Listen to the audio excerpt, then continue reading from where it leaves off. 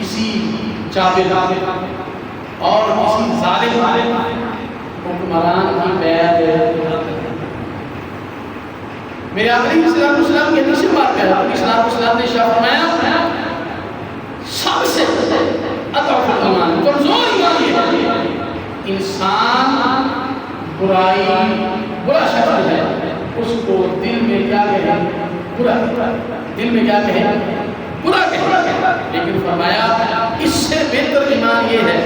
کہ بندہ زبان سے برے کو برا کہے لیکن کامل ایمان کیا ہے فرمایا برائی کو ہاتھ سے رکھے تو حضرت امام حسین رضی اللہ تعالیٰ حضور کے نواسے تھے آپ اگر چاہتے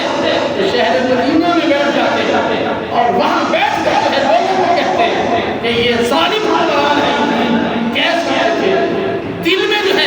وہ کہہ سکتے تھے یہ برا ہے لیکن آپ نے نہ زبان سے کہا نہ دل میں جو ہے برا کہا بلکہ آپ اس کے مقابلے میں آ کر اور آپ نے برائی کو ختم کرنے کی کوشش کی اور سامنے ڈٹ گئے یہاں تک کہ اپنا سارا کنبہ جو ہے وہ شہید ہو گیا اسلام کے اوپر آنچ آنے